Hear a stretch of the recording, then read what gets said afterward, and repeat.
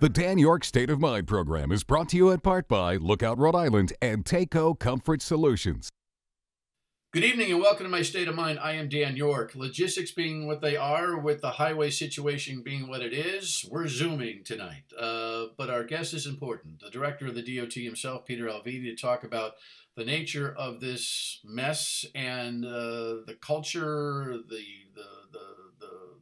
way they have found the problem, how they're fixing the problem. All of those things will be part of our conversation this evening. We record our programs on Thursday midday for your Friday and Sunday viewing. Some things may have subtly changed between now and then, now being when we're recording, but the general gist of the story is captured here, as is what was happening midweek when Channel 12 recorded this story on Wednesday night, and then we'll meet the director. This traffic is wicked. It took me 3 hours just to try to go to Pawtucket. Day 2 of the Washington Bridge closure, leaving commuters still frustrated. This as I-195 westbound remained closed to traffic due to emergency repairs, forcing drivers to navigate alternate routes for their evening commute to the capital city. 2 hours from Swansea. Trying to pick up my kids in Providence, yeah. How long have you been waiting? 45 minutes so far. Yeah. Usually how long does it take? 15 total. RIDOT plans to open 2 bypass lanes sooner than anticipated, putting both directions of travel on the eastbound side of the highway by the weekend. But drivers say they are not happy with their progress. This is insane because they knew the bridge was bad and they just kept patching it, and this is the repercussion of it. Late Wednesday, RIDOT released an annual inspection report from July, months prior to this week's sudden shutdown of the westbound side of the bridge. The July 2023 report revealed the bridge has been on the structurally deficient list for years, and because of that designation, it had to be inspected yearly. DOT Director Peter Alviti insisted the structural concerns were discovered last Friday and did not exist as critically back in July. Transportation officials say these photos show how far the damage has progressed from July to December. The 300-page report listing the bridge in poor condition. Other photos showing several cracks in the structure of the bridge.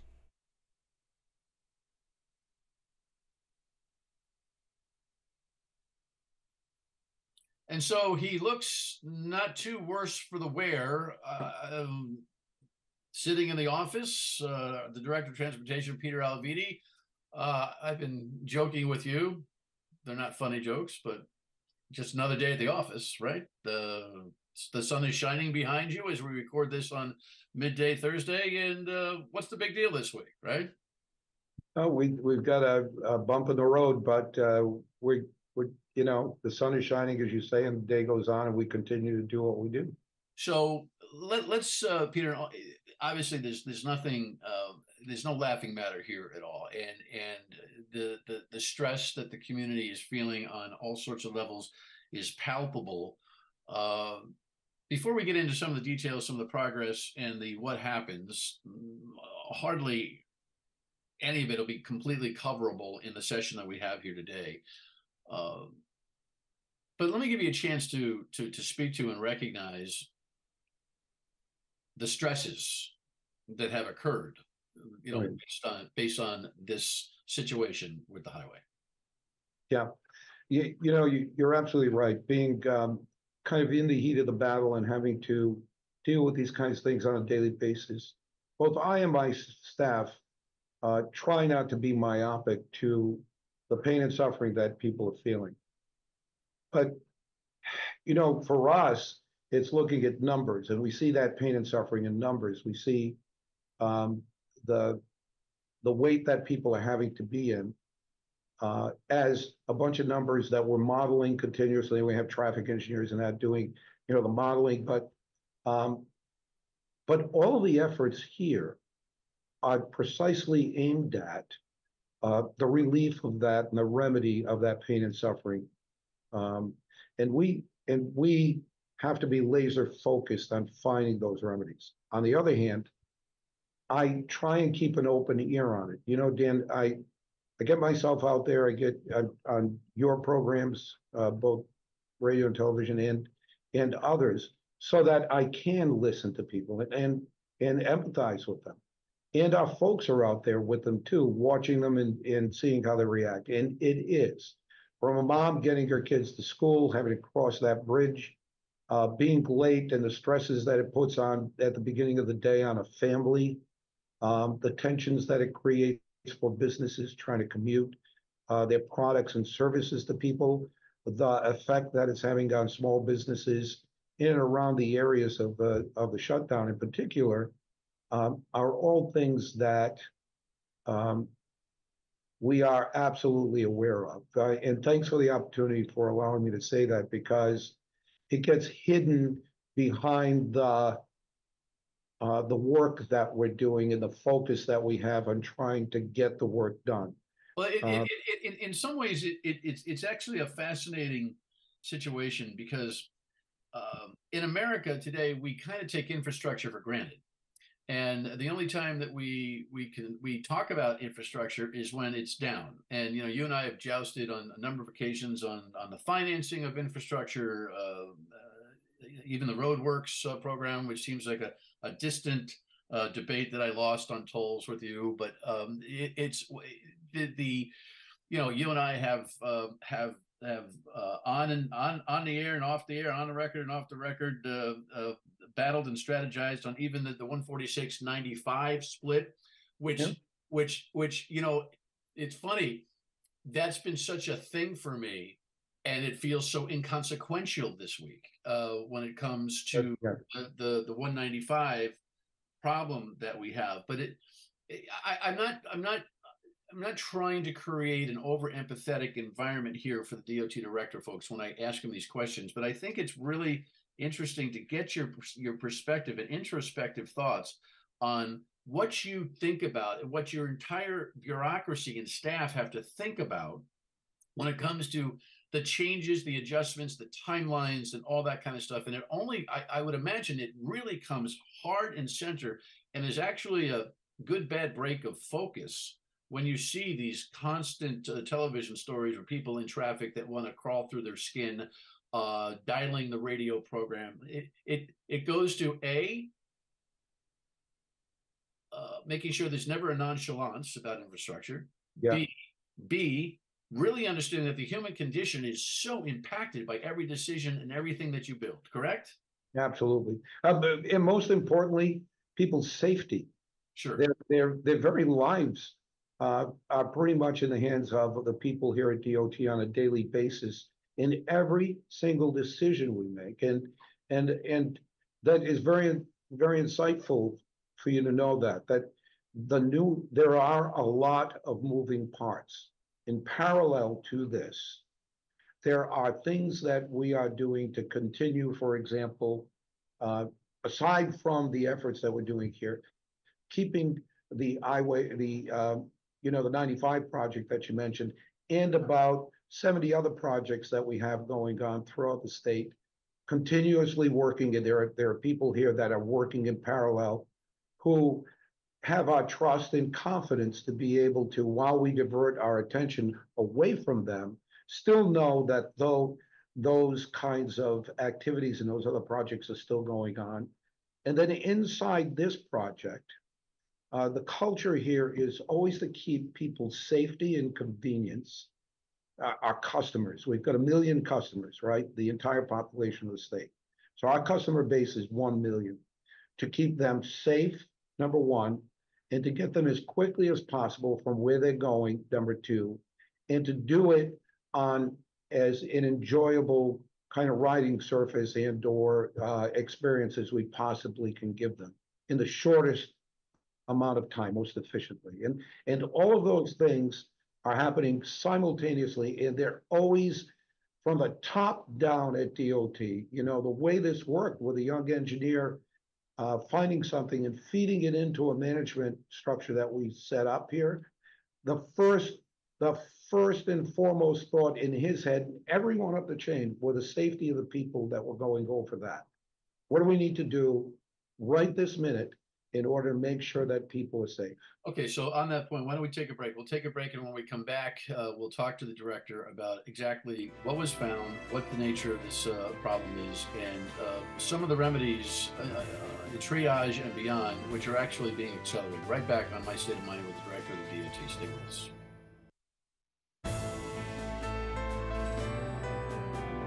Back with the director of Transportation, Peter Alviti. All right, look, we're not going to be able to solve all of this. I mean, these press conferences have been lengthy. The technical issues are more than nuanced, but basically, Peter, people are having a hard time understanding how a deterioration of the bridge happens in their minds so quickly. In other words, the last formal inspection was in July.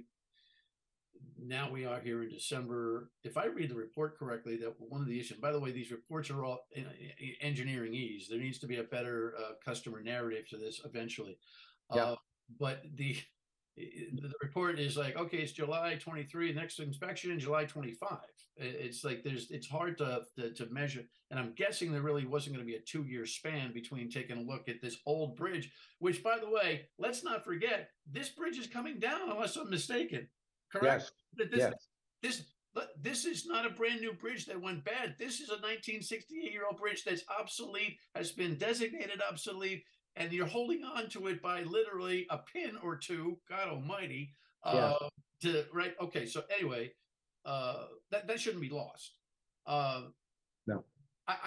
There's a worry, I think, that people have when you describe this Hail Mary pass, that, an engineer working on something else saw something and, to his credit, thank God, pointed it out.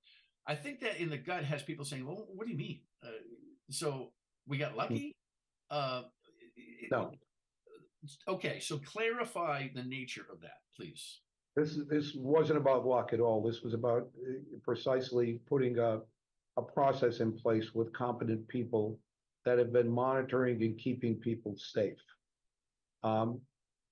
I tried from when I first got here, and when I first got here, we didn't even have a sense of how many bridges and how severe this problem really was, let alone not having any kind of plans or financing to be able to fix them.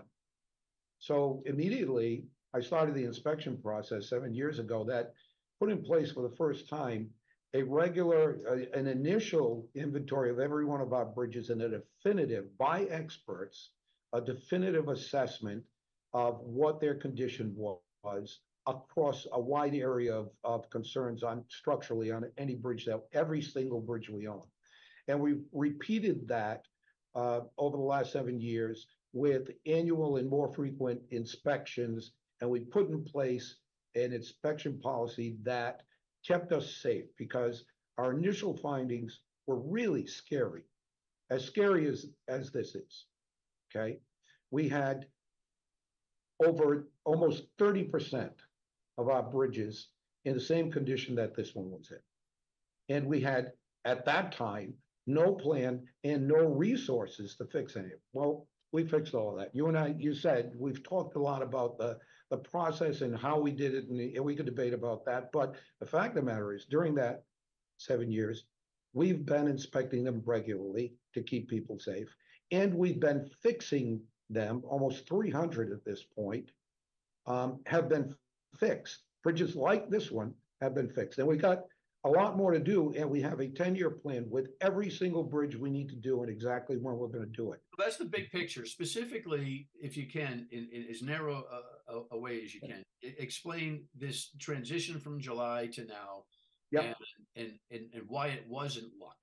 Right.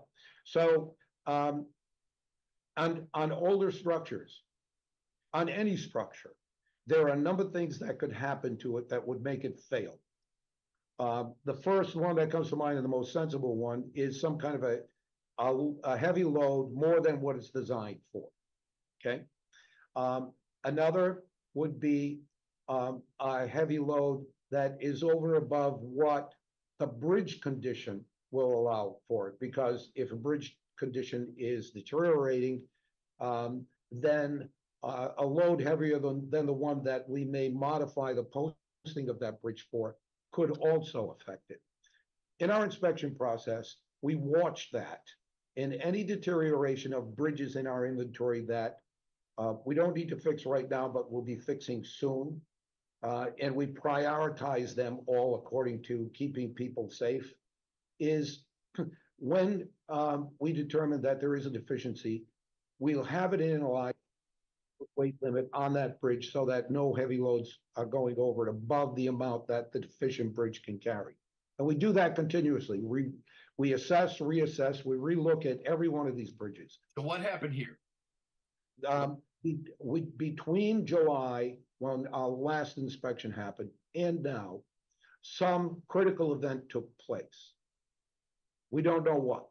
We may not be able to know what that is. It could have been an extraordinarily heavy load that passed over the bridge without a permit. That happens sometimes. We permit heavy loads that are transported across our bridges once in a while. Company won't do that. They'll go over the bridge and it could cause damage, right?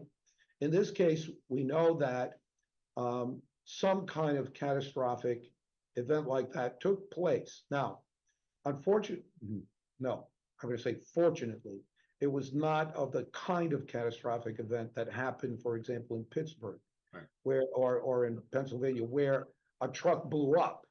Right now, that you know about, you pretty much know what the cause of that bridge falling down was. But in this case, something went over it, or some external force, whether it's weather or natural cause related, took place between July and now to cause the failure of that pin. Got that. And this engineer sees it as part of a. What was there an inspection, a formal reinspection due approximate to this time? Anywho, to be able to point that out, or what? That's the. That's. I don't think that we had any from July. I don't know. I think the next regular inspection would probably be beyond the point that we found this anyway, because we're in the process of rebuilding that bridge, right?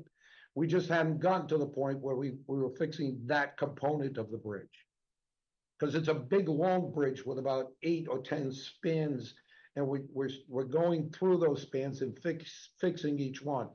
This was immediately adjacent to one of the ones we're fixing, and in the process of fixing the one we're currently working on, to this young engineer, the bridge deck was open enough for him to get a glimpse down into where this pin on the adjacent span exists. And he saw the fault. He saw a fracture. So it's not necessarily a flyer, a Hail Mary, a thank you, God. The process by which you were working on the bridge gave him the opportunity to see the faulty part, correct? Exactly. Okay.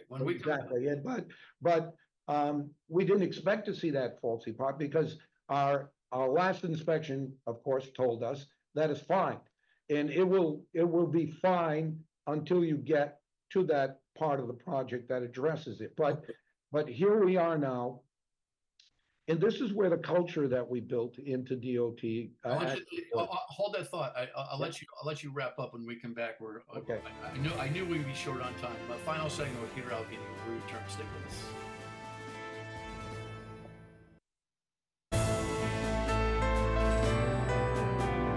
The director wanted to make a cultural point, and then a quick couple of notes on progress. Go. Just a note to assure everybody that the management structure and the policies we have in place right now are designed so that problems like this are culturally, our folks are encouraged to immediately mention any problem that they encounter, so that we can get more people on our team working with them to solve it instead of them having to solve it themselves. And this person did that. He went to the supervisor brought in a wider scope of experts here at DOT. We then brought in experts from the outside, and as a team, we got it done. We saved people from being physically harmed here. Okay. The good news is you projected 2-3 weeks to be able to take a transfer of the westbound traffic and share the eastbound side, and 3 months or so for the thing to come back to some kind of level of normalcy, while you're still working on the obsolete nature of it. We only have 30 seconds here. You're going to get this transitions triage onto the eastbound done this weekend, correct? Actually, by the time this airs, I got word this morning that they further accelerated some of the work out there, put additional resources out there. We may have that open for the commute on Friday morning. So by the time people see this, hopefully it's we running. may have it open. It depends on the coordination of the striping crews that need to stripe it before we open it, whether they can do it in time for the morning commute. But that's the plan right now, and we'll have it open by the time people see this show. All right, appreciate your accessibility. You won't be a stranger here or with the ongoing updates. Good luck with the rehab on this, and thanks for being available, Director. Appreciate it. I'll always make myself available to you. You bet. Final word, and we go back. Stay with us. Obviously, the word for the day will be patience. Easy to say, not as easy to execute. And take a wider swath of redirection. Test your Google Maps even further. It's better to be moving around town than it is to be stuck in it.